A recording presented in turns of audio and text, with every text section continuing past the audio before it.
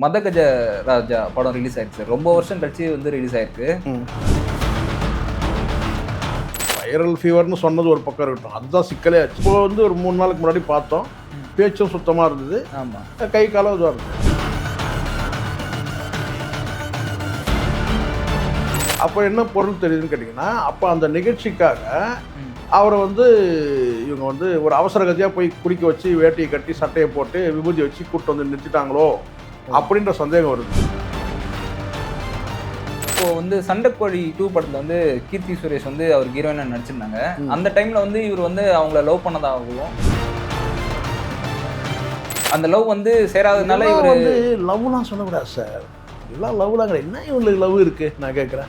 நான் லவ் பண்ணேன், அவன்தம்மா என்ன பெரிய வந்து தேவதை, இவர் என்ன பெரிய வந்து இவர் தெய்வீக காதலை. அவருக்கு 15 வயசு வந்து கல்யாணம் பண்ண எதுக்குன்னா லவ் பண்ண சொன்னால் இவங்கிட்ட வந்து எஸ்கேப் ஆகிறதுக்காக.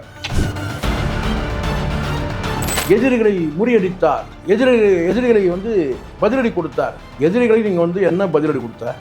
ஒரு நடிகை வராங்கன்னா அவங்கள கட்டி பிடிச்சி நீங்கள் வந்து முத்தம் கொடுக்கும்போது அதுவும் சவுண்ட் எஃபெக்டோடு கொடுக்குற முத்தம்,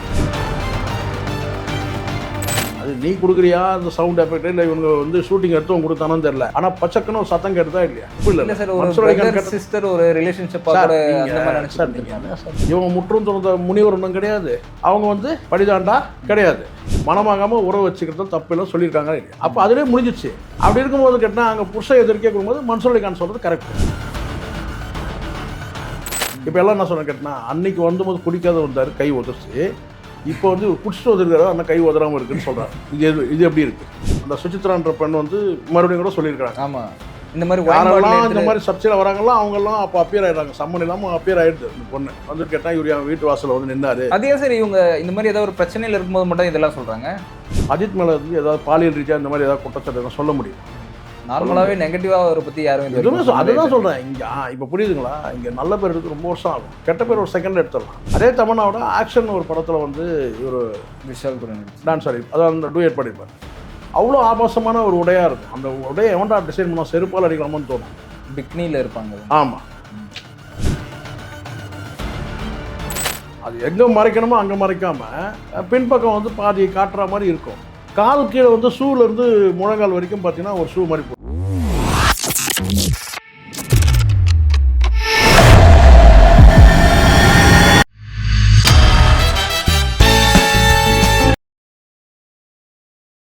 பிபிடி சினிமா நேயர்களுக்கு வணக்கம். இன்னைக்கு நம்ம கூட சேகுவரா ஜெய்சங்கர் சார் இருக்காரு. சார் வணக்கம். வணக்கம் சார். வணக்கம். நான் இப்போ மதகஜ ராஜா படம் ரிலீஸ் ஆயிருக்கு சார். ரொம்ப வருஷம் கழிச்சு வந்து ரிலீஸ் ஆயிருக்கு. இதில் வந்து பார்த்தீங்கன்னா விஷால் அந்த ஸ்டேஜில் வந்து பேசும்போது பார்த்துருந்தோம், ரொம்பவே கை நடுங்கி அவர் பார்க்கவே ரொம்ப கஷ்டமாக இருந்த மாதிரி தான் இருந்தது. ஸோ அதை பற்றி நீங்கள் என்ன நினைக்கிறீங்க? இல்லை இப்போ ஸ்டடி ஆயிடுச்சு போல இருக்கு. இப்போ அதுக்கப்புறம் ஒரு ஸ்டேஜில் வரும்போது கட்டினா வந்து ஸ்டடி ஆகிட்ட மாதிரி தெரியுது. ஆமாம், எப்படியே நல்லா இருந்தால் சரின்ற மாதிரி இருக்கு. பட் எப்படி இருந்தாலும் அவங்க கிட்டனா அன்னைக்கு உள்ள நம்ம அந்த காட்சிப்படி பார்த்தீங்கன்னா கையில் உதறதான் பார்த்தோம். அதுக்கு சில விளக்கம்லாம் தராங்க. ஏதோ வைரல் ஃபீவர்னு சொன்னது ஒரு பக்கம் இருக்கட்டும், அதுதான் சிக்கலே ஆச்சு. அதை சொல்லாமே இருந்திருக்கலாம். அதைத்தான் நானும் கூட சொன்னேன். ஏன்பா அவன் தான் வைரல் ஃபீவர்னு தெரியல, ஒரு 4 நாள் கழிச்சு கூப்பிட்டு வந்துருக்கலாமேன்னு சொல்லிட்டு. இப்போ வந்து ஒரு 3 நாளுக்கு முன்னாடி பார்த்தோம், பேச்சும் சுத்தமாக இருந்தது, கை காலம் இதுவாக இருந்தது. அப்போ என்ன பொருள் தெரியுதுன்னு கேட்டிங்கன்னா, அப்போ அந்த நிகழ்ச்சிக்காக அவரை வந்து இவங்க வந்து ஒரு அவசர கதியாக போய் குடிக்க வச்சு வேட்டியை கட்டி சட்டையை போட்டு விபூதி வச்சு கூப்பிட்டு வந்து நிறுத்திட்டாங்களோ அப்படின்ற சந்தேகம் வருது. பட் எப்படி இருந்தாலும் அவங்க கேட்டினா வந்து அந்த என்ன சொன்ன சாதாரண ஒரு என்ன சொன்ன ஒரு இயல்பாக இருக்கக்கூடிய விஷாலாக இல்லை. அது இன்னும் கூட அவர் கொஞ்சம் வந்து பார்த்தீங்கன்னா தன்னை மாற்றிக்கணுன்ற திருத்திக்கணுன்ற தவறு இருந்தால் திருத்திக்கலாம் சார். இதில் யாரும் கேலி கிண்டல் வன்மம்லாம் கிடையாது. கெட்ட பழகனா கெட்ட பழகம். நீங்கள் எதுக்கு வந்து தேவையில்லாம டாக்டர் சர்டிஃபிகேட் கொண்டு வந்து போடுற, அங்கே போகிற, இதை போடுற? இது வந்து பார்த்தீங்கன்னா இப்போ வந்து சண்டைக்கோழி 2 படத்தில் வந்து கீர்த்தி சுரேஷ் வந்து அவர் ஹீரோயினா நடிச்சிருந்தாங்க. அந்த டைமில் வந்து இவர் வந்து அவங்கள லவ் பண்ணதாகவும், அந்த லவ் வந்து சேராததுனால இவர் வந்து லவ்லாம் சொல்லக்கூடாது சார். இதெல்லாம் லவ்லாம் கிடையாது. என்ன இவங்களுக்கு லவ் இருக்குது நான் கேட்குறேன். இவங்க ஒருத்தரை மட்டும் லவ்வரானுங்க சொல்லுங்க. இவங்களுக்கு என்ன லவ்லாம் கிடையாது. சும்மா அந்த ஸ்டேட்டஸ் மேரேஜ் தான் இவனுங்க. அதுக்காக தான் இவர் வந்து குடிச்சு இந்த மாதிரி ஆயிட்டாருன்னு சில பேர் சொல்கிறாங்க. உண்மை சார். நான் என்ன சொல்கிறேன்னா, இங்கே எல்லாரும் சொல்கிறது தான். என்னென்னு கேட்டினா நான் அதை ஒத்துக்க மாட்டேன் சார். என்னென்னு கேட்டினா காதல் நீங்கள் இங்கே வந்து எல்லா மனிதர்களுக்கும் வந்து பிரிவு தரும் ஆற்றாமை, சரிங்களா, இழப்பு தரக்கூடிய வலி, இதெல்லாம் இல்லாமலாம் யாரும் கிடையாது. ஆமா. இங்கே பிரிவையும் இழப்பையும் சந்திக்காத நபர்கள் யாராவது இருக்கிறாங்கன்னு நீங்கள் சொல்லுங்கள். ம். எப்படி இருந்தாலும் வந்து ரெண்டும் உண்டு. ம். ஒன்று உடல் ரீதியாக பிரிஞ்சு போயிடுவோம், இல்லைன்னா வந்து ஒட்டு மொத்தமாக என்ன கேட்டினா ம். மரணமே கூட வந்து பார்த்தா ஒரு இழப்புன்றது அதுதான். ஆமா. சரிங்களா? அப்போ எப்படி இருந்தாலும் நம்ம வந்து பிரிவும் இழப்பையும் நம்ம வந்து சந்திக்கிறதுக்கு நம்ம எந்த சூழ்நிலையும் நம்ம தயாராக தான் இருக்கணும். வேறு வழி. நீங்களாக இருந்தாலும் நானாக இருந்தாலும் யாராக இருந்தாலும் ம். ஒவ்வொரு கட்டத்தில் நம்ம ஒவ்வொருத்தரும் இழந்துட்டு தான் வரும். ம். 10 வருஷத்தில் இருக்கிற நண்பர் வந்து ஆமா. 20 வருஷத்தில் இல்லை, 20 வருஷத்தில் இருக்கிற நண்பர் வந்து 30 வருஷத்தில் கிடையாது, 30 வருஷத்தில் இருக்கிற 40 வருஷத்தில் கிடையாது, ம். 25 வயசில் லவ் பண்ணுற பொண்ணு கடைசி வரைக்கும் நம்ம கூட வரா கிடையாது. அவள் விட்டு போயிடா, இல்லை நம்ம விட்டு வந்துடும், ஏதோ ஒன்று நடக்குது. ஆக மொத்தம் பிரிவு. ஒரு கட்டத்துக்கு மேலே 50 வயசுக்கு மேலே வந்து கேட்டால் ஏதாவது ஒரு உயிரிழப்பு, நான் அம்மா இறந்துருவாங்க, இல்லை அப்பா இறந்துருவார். ம். அது தாண்டி அதுக்கப்புறம் வந்து கேட்டால் ஏதோ ஒரு வகையில் வந்து ஒரு மரணம் வந்து பார்த்தீங்கன்னா வந்து நம்மளை வந்து ஒரு இழப்பாகிடும். ம். ஆனால் இங்கே வந்து பிரிவு இழப்புன்றது வந்து எல்லா மனுஷனுக்கும் பொதுவானது. அப்படிப்பட்ட நபர்கள்லாம் குடிக்க ஆரம்பித்தாங்கன்னா இங்கே வந்து பார்த்தீங்கன்னா எல்லாருமே குடிகாரனாக இருக்கணும். ம். கிட்டத்தட்ட 90% குடிகாரனாக இருக்கணும். ஆமா. அப்படி தான் நினைக்கிறேன். ம். அதுக்காகலாம் குடிக்கிறது கிடையாது. ம். ஜாலிக்காக ஆரம்பிக்கிறது, அதுக்கப்புறம் அந்த போதையில் வந்து என்ன சொல்ல கேட்டால் அது சுகம் காண்றது, அடிக்ஷன் ஆயிடுறாங்க. அடிக்ஷன் ஆயிடும். அவ்வளோதானே தவிர நான் லவ் பண்ணேன், அவன்தம்மா என்ன பெரிய வந்து இது தேவதை, இவர் என்ன பெரிய வந்து இவர் தெய்வீக காதலை இவருக்கு, கழுத கட்டா குட்டிச்சவர்னு சொல்லிட்டு இவங்க வந்து ஒரு 35 வயசு 40 வயசு கடா வயசில் போய் கேட்குறானுங்க. பொண்ணு கேட்கும்போது இவன் கடனில் இருக்கிறான், எப்படி கொடுப்பாங்க? யாராக இருந்தாலும் கடனில் இருக்கிறவங்க கொடுப்பாங்க சார். எந்த ஒரு பெற்றோரும் வந்து கடனில் இருக்கிற நோயில் இருக்கிறன்னு கொடுக்க மாட்டாங்க. கொடுப்பாங்களா பெண்ணை? கொடுக்க மாட்டாங்க. ஏன்னா தன்னுடைய பெண் வந்து நல்லா இருக்கணும் அப்படின்னு நினைப்பாங்க. எப்படிப்பட்ட பேரண்ட்ஸை நான் கேட்டேன்னா அது கேட்டேன். இதுதான். இதை தாண்டி சில விதிவிலக்கு இருக்குன்னா நம்ம அதுக்குள்ளே போகவே வேணாம். சரிங்களா? பேசிக்கான விஷயம் இதெல்லாம். ஆமாம், இது வந்து எல்லா பெற்றோரும் நினைக்கிறதுன்னு கேட்டிங்கன்னா, அவன் வந்து நல்லா கண்ணுக்கு தெரிஞ்சு அவன் நோயாளியும் தெரியும், கண்ணுக்கு தெரிஞ்சு அவன் கடன்காரன் தெரியும். எப்படி எதுக்காக நம்ம கொண்டு போய் நம்ம பொண்ணை வந்து அவங்ககிட்ட தரலாம்? அந்த அடிப்படையில் ரிஜெக்ட் ஆகிட்டார். யார்? விஷால். ஸோ அதனால் வந்து கேட்டினா வந்து அதை தாண்டி பல என்ன விஷயங்களுக்கு தெரியும். இது 2 விஷயத்தில் அவர் வந்து எலிஜிபிள் இல்லை. அதனால் அவங்க என்ன கேட்டினா வந்து கொடுக்கல, அவ்வளோதான். அதை தாண்டி அதை சமாளிக்கிறதுக்கு தான் கீர்த்தி சுரேஷ் சொன்னாங்க தெரியுங்களா, நாங்கள் 15 வயசுலேருந்து நான் லவ் பண்ணுறேன் சொன்னாங்க நினைக்கிறேன். 15 வயசு வந்து இப்போ கல்யாணம் பண்ணாங்க, ஆண்டனி கல்யாணம் பண்ணும்போது 15 வயசு வந்து கல்யாணம் பண்ண எதுக்குன்னா லவ் பண்ண சொன்னால் இவங்ககிட்ட வந்து எஸ்கேப் ஆகிறதுக்காக. ஓகே, நீங்கள் எதுவும் தப்பாக நினச்சிக்காதீங்க நான் வந்து அப்படி சொல்லிட்டேன். ஸோ இன்விடேஷன் கூட விஷாலுக்கு வைக்கலன்ற மாதிரி தான் கேள்விப்பட்டேன். ஓகே. ஸோ அவங்க செலக்டடாக தான் கொடுத்துருக்குறாங்க. அதனால் எனக்குன்னா இவன் ரிஜெக்ட் ஆகிட்டான். இவன் ரிஜெக்ட் ஆகிறதுக்கு என்ன காரணம்? கடன், இந்த மாதிரி குடிப்பழக்கங்கள், இந்த மாதிரி வந்து தவறான பழக்க வழக்கங்கள் தான். அதை நீ வந்து புரிஞ்சுக்கிட்டு நீ அதை நடந்துப்பியா? இப்போ எல்லாம் உருட்டுறானுங்க ஒரு விஷயம் பார்த்தீங்களா நீங்கள்? என்ன விஷயம்? இது 2வது ஸ்டேஜுக்கு வந்தோடனே எதிரிகளை முறியடித்தார், எதிரிகளை வந்து பதிலடி கொடுத்தார். டேய், எதிரிகளை நீங்கள் வந்து என்ன பதிலடி கொடுத்த? உனக்கு வந்து இது சிக்கல். இங்கே யார் உனக்கு எதிரி? முதல்ல உன்னை விமர்சனம் பண்ணலாம் எதிரி கிடையாது. இப்போ மன்சூர் அலிகான் பேசுகிறாரு, அவர் நியாயம் அவர் பேசுறது. ஒரு ஸ்டேஜில் ஒரு நடிகை வராங்கன்னா அவங்கள கட்டி பிடிச்சி நீ வந்து முத்தம் கொடுக்கும்போது, அதுவும் சவுண்ட் எஃபெக்டோட கொடுக்குற முத்தம், அது நீ கொடுக்குறியா அந்த சவுண்ட் எஃபெக்ட், இல்லை இவங்க வந்து ஷூட்டிங் எடுத்தவங்க கொடுத்தானு தெரில, ஆனால் பச்சக்குன்னு ஒரு சத்தம் கேட்டுதா இல்லையா? பக்கத்தே புருஷன் இருக்கிறான்டா, அவன் நிலைமை என்னன்னு கேட்கறது தப்பு இல்லை சார். ஒரு ரிலேஷன்ஷிப் சார் நீங்கள் வந்து பிரதர் சிஸ்டராக கூட இருக்கட்டும் சார், அந்த இதெல்லாம் வேற சார். இதுங்க கதை தான் ஊருக்கே தெரியும்ல. குஷ்பு யாருன்றது தெரியுதா? குஷ்பு யாருன்னு தெரியும், இவன் யாருன்னு தெரியும். எது இவங்க முற்றும் துறந்த முனிவர் ஒன்றும் கிடையாது, அவங்க வந்து படிதாண்டா கிடையாது. அவங்களே சொல்லியிருக்கிறாங்க. அவங்களே சொல்லியிருக்காங்களா இல்லையா? மனமாகாமல் உறவு வச்சுக்கிறது தப்பு இல்லை சொல்லியிருக்காங்களா இல்லையா? அப்போ அதிலே முடிஞ்சிச்சு. அப்படி இருக்கும்போது கேட்டால் அங்கே புருஷன் எதிர்க்கே கொடுக்கும்போது மன்சூர் அலிகான் சொல்கிறது கரெக்டு. நீங்கள் முத்தம் கொடுக்குறியப்பா, பக்கத்துலேயே அவன் வந்து சுந்தர்சி இருக்கிறாரு, நீ வந்து அங்கே அந்த மாதிரி கொடுக்குறியா, ஒரு சவுண்ட் எஃபெக்ட் வேறு வந்து இருக்குது, இதெல்லாம் சொல்கிறாரு அவர். கரெக்டு தானே சொல்கிறது? மேடை நாகரிகம்னு ஒன்று இருக்கா இல்லையா? இங்கே யார் வேணா இருக்கட்டும் சார், அப்பா மகளாக இருக்கட்டும், அண்ணன் தங்கையாக இருக்கட்டும், எனக்கு மேடை நாகரிகம்னு ஒன்று இருக்குது, அதை ஃபாலோ பண்ணி தான் ஆகணும். ஓகே. விஜய் சும்மா தோளில் கை போடுறாரு வந்து ஒரு பொண்ணு சொல்லிச்சல, கையெல்லாம் போட சொல்லிச்சா இல்லையா? பார்த்தீங்களா இல்லையா? எது சார்? விஜய் வந்து இந்த பரிசளிப்பு விழா பண்ணும்போது அவர் வந்து ஒரு பெண்ணுக்கு தோளில் கை வைக்கும்போது என்ன சொன்னார்? தோல் கை வைக்கும்போது அந்த பொண்ணு என்ன சொல்லுச்சு, வேணான்னு சொல்லுச்சு. ம். அதை ஒருத்தர் ஏற்றுக்கிறாங்க, ம். ஒருத்தர் வந்து வேணான்னு சொல்கிறாங்க. ம். அப்போது வேணான்னு சொல்கிறவங்க தப்பானவங்களா? ம். அப்படி கை வைக்கும்போது வேணான்னு சொல்லிச்சு, மேலே கை வைக்க வேணாம்னு சொல்லிச்சு, நீங்கள் பார்த்துருப்பீங்க. ஆமாம். ம். நீங்கள் வந்து ஒரு பொதுவான நடைமுறைன்னு ஒன்று இருக்குது, மேடை நாகரிகம்னு ஒன்று இருக்குது. ம். அதை வந்து பின்பற்றணுமா இல்லையா? நேராக வந்த உடனே நீ வந்து கட்டி பிடிச்சி நீங்கள் முத்த கொடுக்குறது அந்த அளவுக்கு என்ன இங்கே அவங்க என்ன வந்து ஒரு 200 வருஷம் கழிச்சு ஒன்று பார்க்குறாங்களா? எல்லாம் ஒரே சினிமா வட்டாரத்தில் தானே இருக்கிறீங்க. ஆமாம். ம். அதெல்லாம் வந்து ஒரு செயற்கையான காட்சி தான் சொல்கிறேன். அதெல்லாம் அவாய்ட் பண்ணியிருக்கணும், தவிர்த்துருக்கணும். அதுக்கப்புறம் உங்கள் மெடிக்கல் சர்டிஃபிகேட்லாம் உங்கள்கிட்ட யாரும் கேட்கவே இல்லை. மெடிக்கல் சர்டிஃபிகேட் எவ்வளோ நான் வாங்கி தரேன், 100 ரூபா கொடுத்தானா வந்து பார்த்தீங்கன்னா வந்து ஒரு 10 சர்டிஃபிகேட் கொடுத்து ரெடியாக இருக்கிறாங்க. ஆமாம், ஸ்கூல் படிக்கும்போது மெடிக்கல் சர்டிஃபிகேட்லாம், அதுவும் அந்த மெடிக்கல் சர்டிஃபிகேட் ரொம்ப நல்லா வந்து பார்த்தேன். இது அவசர கதையை எவனோ எழுதியிருக்கான். ஒரு நல்ல ஒரு ஸ்டாண்டர்ட். இப்போ நீங்களும் நானும் ஒரு ஹாஸ்பிட்டல் போனால் கூட பார்த்தீங்கன்னா ஒரு மெடிக்கல் சர்டிஃபிகேட் வாங்கன்னு கேட்டால் நல்லா வந்து டிடிபி டைப் பண்ணி ஒரு லெட்டர் பேரில் வச்சு டீசெண்டாக இருக்கும். எவனோ அவசர கதையில் ஏதோ கடகடன்னு போயிட்டு ஏதோ கையிலே எழுதி எடுத்தோம், அதையும் கூட அடிச்சு கிடிச்சு எதுக்கு இது, ஏன் இந்த இதுன்ற ப்ராக்டிஸாக சொல்லிட்டு போங்க சார். என்ன இப்போ உடம்பு சரியில்லை அவ்வளோதான், எனக்கு இந்த ப்ராப்ளம்லாம் இருக்குங்க. இப்போ தான் சரக்கு இதெல்லாம் பேசுனேன். இப்போ நேற்றுக்கு மிஷ்கின் பார்த்தீங்களா? ஆமாம், மிஷ்கின் நேற்றுக்கு பேசும்போது ஸ்டேஜில் வணங்கான் இந்த ஆடியோ இது சாரி இந்த ஏதோ இந்த மீட்டிங்கில் அப்போ சொல்கிறாரு, கேட்டேன் நானும் பாலாவும் ஒன்றா தண்ணி அடித்தோம் அப்படின்றது சொல்கிறாரு. அந்த மாதிரி நீங்கள் வந்து சொல்லிட்டு போகலாம், ஒன்றும் தப்பு இல்லை. அது மாதிரி கொஞ்சம் குடிப்பழக்கம் ஆனதுனால கொஞ்சம் எனக்கு கையெல்லாம் உதற ஆரம்பிச்சிச்சு, இப்போ நான் ட்ரீட்மெண்ட்டில் இருக்கிறேன், சரியாயிடும் சொன்னால் போச்சு. இப்போ எல்லாம் என்ன சொன்னேன் கேட்டேன்னா, அன்றைக்கி வந்தபோது குடிக்காத வந்தார், கை உதறிச்சு. இப்போ வந்து ஒரு குடிச்சிட்டு வந்துருக்காரு, ஆனால் கை உதறாமல் இருக்குன்னு சொல்கிறாங்க. இது எப்படி இருக்குது? நமக்கு அது அவசியம் இல்லை தான். ஆனால் நீங்கள் எதுக்கு அதை பேசும் பொருளாக ஆக்குறீங்க? வெளிப்படையாக இருந்துட்டால் பிரச்சனை இல்லை, டிரான்ஸ்பரன்சி இருந்தால் பிரச்சனையே கிடையாது.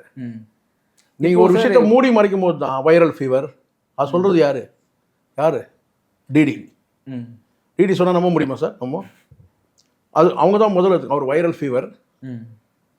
ஃபீவர்னால் நீங்கள் ஏன் வந்தீங்கன்னு கேட்டு மன்சூலிகன் கேட்கறது கரெக்டு. ஆமாம், வைரல் ஃபீவர்னால் நீங்கள் எப்படி ஒரு ஸ்டேஜுக்கு வந்தீங்க, அவங்கள கட்டி பிடிச்சி நீங்கள் முத்தம் கொடுக்கும்போது அந்த ஃபீவர் பரவாதா? எப்படி வைரல் ஃபீவர் அவங்க வந்து ஏசியில் அவ்வளோ பெரிய ஹாலில் இருக்க முடியும்? இப்படிலாம் இருக்குல்ல. அதனால் வந்து அவர் சொன்னது கரெக்ட், மன்சூலிகன் பேசுனது கரெக்டு. இது எதுக்குன்னா விஷாலுடைய லீலைகள்னு வேணால் இதெல்லாம் சேர்த்துக்க முடியும். அதுக்கப்புறம் மதகஜராஜா வந்து வெற்றி அடைஞ்சிச்சு தோல்வி, அதெல்லாம் வேற சார். படம் வெற்றி அடையும், நாளைக்கு 2 படம் தோல்வி அடையும், மறுபடியும் வெற்றி அடையும், தோல்வி அடையும், இதெல்லாம் வெற்றி தோல்வி சகஜம். நீங்கள் தனிப்பட்ட முறையில் உங்களுடைய பாதிப்புன்றது உங்களுக்கான பாதிப்பு நீங்கள் ஏற்படுத்தியிருந்தது. இதில் எதிரிகள் வேலை என்ன இருக்கு? எதிரிகளாக வந்து உங்ககிட்ட வந்து வைரஸ் விட்டாங்க உங்க உடம்புல. நீங்கள் குடிச்சிட்டு நல்ல நட்பு இல்லாமல் சாயந்தரம்னா குடிச்சிட்டு கூத்தடிச்சிட்டு நீங்கள் வந்து பல பிரச்சனைகள் இருக்கீங்க. அந்த சுசித்ரான்ற பெண் வந்து மறுபடியும் கூட சொல்லியிருக்காங்க. ஆமாம், இந்த மாதிரி யாரெல்லாம் இந்த மாதிரி சர்ச்சையில் வராங்கலாம் அவங்கெல்லாம் அப்போ அப்பியர் ஆயிடுறாங்க, சம்மன் இல்லாமல் அப்பியர் ஆயிடுது. அந்த பொண்ணு வந்து கேட்டால் இவர் என் வீட்டு வாசலில் வந்து நின்னாரு. அதே சரி, இவங்க இந்த மாதிரி ஏதாவது ஒரு பிரச்சனையில் இருக்கும்போது மட்டும் இதெல்லாம் சொல்கிறாங்க, அது அவங்ககிட்ட தான் கேட்கணும் சார். ஆனால் நம்ம பார்வைக்கு தெரியும் சுசித்ரான்ற பெண் வந்து கேட்டால் கொஞ்சம் மனப்பிழற்சி உள்ள பெண்ணாக தான் தெரியுது. அதே சமயத்தில் வந்து எப்படி வந்து செலக்டிவாக ஒரு குறிப்பிட்ட நாட்களில் மட்டும் யார் ஏதாவது புகார் வரும்போது அப்போ அவங்க வந்து அவங்க பேசுகிறாங்க. இதில் இவங்க சரி இவங்க அப்படிப்பட்ட நபர் இல்லை நம்ம சொல்ல முடியுமா? இப்போ இது வரைக்கும் வந்து விஷால் வந்து ஏதாவது இல்லைன்னு சொல்லியிருக்காரா, மறுத்து இருக்காரா? இருக்குல்ல. அவன் என்ன சொல்கிறாங்க, என் வீட்டுக்கு வந்துட்டு பீர் பாட்டிலோட ஏதோ பிராந்தியோடு வந்தான், எங்கே வந்து பார்த்தீங்கன்னா அவனுக்கு என் புருஷனை கேட்டான், அவன் அங்கே கவர்மெண்ட் ஆஃபீஸில் இருப்பான்னு சொல்லி நான் சொன்னேன் அப்படின்னு சொல்கிறாங்கல்ல. ஆமாம், அப்போது இது கிடையாது உண்மையிலன்னு சொல்லணும்ல, மறுக்கணும்ல. வைரமுத்துக்கிட்ட வந்து ஷாம்பு பாட்டில் போனேன், ஷாம்பு பாட்டில் கொடுத்தாருன்னு சொன்னாங்க, வைரமுத்து மறுக்கணும்ல. ஆமாம், இந்த மாதிரி வந்து அவங்க குற்றச்சாட்டு யாரும் மறுக்கவே இல்லை. ஒருவேளை எதுக்கு நம்ம தேவையில்லாமல் அவங்க எதான்னு சொல்லிட்டு போட்டு நம்ம ஏன் ரிப்ளை கொடுத்து? அதுதான் சார், இங்கே கடந்து போகிறதுக்கு வீக்னஸ் இருக்குன்ற நான் கடந்து போகிறதும் வீக்னஸ் இருக்குது, கடந்தும் போகக்கூடாது இல்லை. அதுக்கு ஏதாவது ஒரு பதில் வந்து நமக்கும் சில நேரங்களில் நமக்கு என்ன கேட்டால் வந்து இது ஒரு உண்மையாக இருக்குமான்னு நமக்கு அது சந்தேகம் வருது இல்லை. அப்போ சம்மந்தப்பட்ட மறுக்கணும் இல்லை. இப்போது மன ரீதியாக பாதிக்கப்பட்டிருக்கிறாங்க அந்த பெண்ணுன்றதுலாம் எல்லாருக்கும் தெரியும் தான். பட் அதனாலே வந்து அது எல்லாமே பொய்ன்னு சொல்லிட முடியாது இல்லை. ஓகே, குறிப்பிட்ட ஒரு சிலர் இப்போ இதே வந்து சூர்யாவை பற்றி ஜோதிகா பற்றி பேசும்போது கொஞ்சம் ரொம்ப கீழ்த்தரமாக பேசுனாங்கல்ல, அப்போ அது விமர்சனமாக நம்ம எடுத்துக்கிறோம், அவ்வளோதான். ஆனால் இது ஆண்கள் மீது இந்த மாதிரியான ஒரு குற்றச்சாட்டு வரும்போது அவங்க வந்து வந்தாங்க, நான் வீட்டுக்குள்ளே வந்து அலோவ் பண்ணேன், என்கிட்ட தப்பாக நடந்தோம் அப்படிலாம் சொல்லவே இல்லை. எங்கள் வீட்டுக்கு வந்து தேடி வந்தான் வந்து. ஆனால் இவங்களும் வந்து உமனேஸ்வராக தானே வந்து காட்டிக்கிறாங்க, அது ஒரு பெருமையாக காட்டிக்கிறாங்க. ஒரே சின்ன உதாரணம் தான். என்னென்னு கேட்டினா, அவர் வந்து இந்த மாதிரி பாலியல் ரீதியாக வந்து இந்த மாதிரி வந்து இந்த ஹேமா கமிட்டி ரெக்கமெண்டேஷன் வந்த பிறகு பாலியல் ரீதியாக வந்து இந்த மாதிரி வந்து தப்பாக நடந்துக்கிறோம், செருப்பால் அடிக்கணும்னு சொல்லி அவர் சொன்னார்ல. அப்போ உடனே ஸ்ரீரெட்டி என்ன சொல்லி கேட்டால், என்கிட்ட நிறைய செருப்பு இருக்குன்னு சொன்னாங்கல்ல. ஆமாம். ஸோ அதனால் இதெல்லாம் வந்து கேட்டால் இவங்களும் வந்து ஒழுக்கமானவங்களாக காட்டிக்கிட்டாங்கன்னா இந்த சிக்கலே இல்லை. இப்போ அஜித் மேலே யாராவது சொல்ல முடியுமா சார்? நீங்கள் சொல்லுங்கள் சார். அஜித் மேலே வந்து ஏதாவது பாலியல் ரீதியாக இந்த மாதிரி ஏதாவது குற்றச்சாட்டு எதாவது சொல்ல முடியுமா? நார்மலாகவே நெகட்டிவாக அவரை பற்றி யாரும் எதுவுமே அதுதான் சொல்கிறேன். இங்கே இப்போ புரியுதுங்களா, இங்கே நல்ல பேர் எடுத்து ரொம்ப வருஷம் ஆகும், கெட்ட பேர் ஒரு செகண்ட் எடுத்துடலாம். இவர் எங்கே வந்து விஷால் எங்கெல்லாம் செவரேறி குதிச்சாரு, எங்கெல்லாம் ராத்திரி 12 மணிக்கு கதவு தட்டினாரு, இப்படி வருது இல்லை. இது வந்து நீங்கள் பெருமையாக நினைக்கிறீங்க. படக்காட்சிகளே எடுத்துங்க சார். நீங்கள் தனுஷோட வந்து தமன்னா நடித்த ஒரு படத்தை பாருங்கள். அதில் இதே மாதிரி பாலைவனத்தில் ஏதோ இவங்க வந்து இது பண்ணுற மாதிரி ஒரு காட்சி வரும், டான்ஸ் ஆடுற மாதிரி ஒரு காட்சி வரும். அது என்ன படம் ஞாபகம் இல்லை, இதே தமன்னா தான்.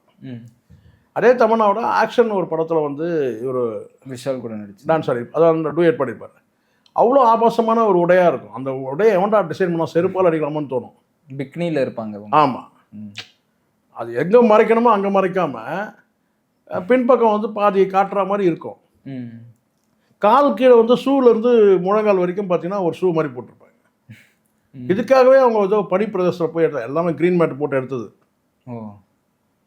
எல்லாமே க்ரீன் மேட் போட்டு எடுத்துட்டு என்னமோ இவங்க வந்து அப்படியே போயிட்டு எங்கேயோ ஒரு இடத்துல போய் எடுத்தாங்க. சொல்கிறேன் நான், இதெல்லாம் வந்து என்னென்னா இதெல்லாம் பெருமையாக நினைக்கிறது, அற்பத்தனமான ஒரு விஷயமா நினைக்க, இது பெருமையாக நினைக்கிறது. பார்த்தீங்களா, நான் வந்து அவ கூட நீ கூட தான் நடித்தேன், என் கூட பாரு எவ்வளோ ஆடையை குறைச்சிருக்கிறா, உங்ககிட்ட பார்த்தியா ஆடையை குறைக்கல. அவனுங்க எல்லாமே காசு தான், காசை கொடுத்தா இன்னும் கூட குறைக்கிறது ரெடி, பார்க்கறதுக்கு நம்ம தயாராக இருக்கணும். அந்த மாதிரி பெண்கள்கிட்ட போயிட்டு நீங்கள் வந்து உங்களுடைய வீரத்தையும் உங்களோட வந்து ஆண்மையும் உங்களுடைய ஹீரோயிஸை காட்டினீங்கன்னா உங்கள் பணம் தான் விரயமாகும். அதான் நீங்கள் பிச்சைக்காரனாக இருக்கீங்க, கடன்காரனாக இருக்கீங்க, அதுங்கெல்லாம் கப்பல், ஏரோப்ளைன், ஹெலிகாப்டர். அப்போ ஹீரோஸே வந்து இந்த மாதிரி கேட்பாங்களா சார், எங்கள் படத்தில் வந்து அவங்க இந்த மாதிரி நடிக்கணும் அப்படின்ற மாதிரி? ஆமாம். ஓ, இத்தனை நாள் கால் ஷீட்டு இதுதான் வந்து ஒரு காஸ்டியூம் கட்டினா, ஐயோ இந்த காஸ்டியூம் நடிக்க மாட்டேன்னா அப்போ அதுக்கு ரேட்டு வந்து கூடுதலாக வாங்குவாங்கல்ல. ஓ இல்லை, இப்போ வந்து இது டைரக்டர் முடிவு பண்ணுவாரா இல்லை ஹீரோஸே கேட்பாங்களா? குத்துப்பாட்டுக்கு வந்து ஆடை குறைக்கணும் தான் சார் ஒரு குறிப்பிட்ட இது வாங்குறாங்க. குத்துப்பாட்டுக்கு வந்து 2 கோடி 4 கோடி வாங்குறாங்கன்னா அதில் என்ன மாதிரி ட்ரெஸ் காஸ்டியூம்ன்றது வந்து கண்டிப்பாக கேட்பாங்கல்ல. அப்போ அதுக்கேற்ற மாதிரி இது ஒரு வகையான நடிகருடைய வந்து கட்டினா வந்து ஒரு விலை பேசுறது தான். ஸோ அப்போது அதுதான் நான் சொல்கிறேன், இது வந்து இந்த நடிகர்கள்கிட்ட இருக்கிற பலவீனம். கதாநாயகா நீங்கள் பார்த்தீங்கன்னா பிரச்சனை இல்லை. இப்போலாம் புடவை கட்டி நடிக்கிற ரொம்ப குறைஞ்சிட்டாங்க சார். யாராவது இருக்கிறாங்க சார் புடவை கட்டி நடிக்கிற மாதிரி நடிகை? அது காட்சியே இல்லை இப்போலாம், சுத்தமாக புடவையே. ஆமாம், புடவைன்றதே எடுத்துட்டானுங்க இப்போ. ஆபாச உடையை தான் நடிக்கும். அதுக்கு வந்து போட்டி, நீ நான் எனக்கு உனக்கு பார்த்தோம்ல சார். இப்போ கங்குவா படத்தை சொல்லும் போது எல்லாம் சொல்கிறாங்களா, அதில் கதாநாயகி என்னடா வேலை, என்னதான் பண்ணா நீங்களா சொல்லுங்களேன். எந்த ஒரு இதுவுமே ஒன்றுமே இல்லை. அப்போ உங்களுக்கு என்னதான் தோணுது? அப்போ எதுக்கு நீங்கள் அந்த கேரக்டராக எடுத்துடலாம்ல. அப்போ உங்களுக்கு என்ன, ஒரு டான்ஸ் ஆடுறதுக்கு ஒருத்தி வேணும். ஆமாம், கதையோடு சேர்ந்த நாயகி தானே சார் கதாநாயகி. அங்கே கதைக்கு அவங்களுக்கும் சம்மந்தமே இல்லை, சும்மா வந்துட்டு போகுது, அவ்வளோதான். அது கோடி 4 கோடி 5 கோடி யூஸ் பண்ணிக்கிறாங்கன்ற. ஆமாம், அதுதான் கிளாமருக்காக. அவகிட்ட தான் இவர் ஹீரோயிஸ் எல்லாம் காட்ட முடியும்.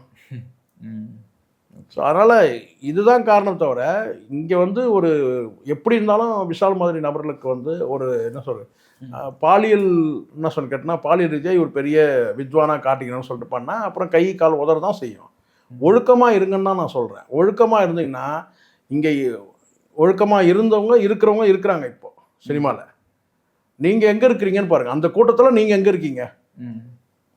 அதுவும் நீங்கள் பொறுப்புலலாம் இருக்கிறீங்க, நடிகர் சங்கத்தில் பொறுப்பில் இருக்கிறீங்க, நீங்கள் வந்து ஊருக்கு தத்துவம் சொல்கிறீங்க, மேடையில் தத்துவம் சொல்கிறீங்க, எல்லாம் இருக்கும்போது கேட்டால் நீங்கள் ஒழுக்கமாக இருக்கணும். இருக்கணும். அதுதான் நான் சொல்கிறேன்.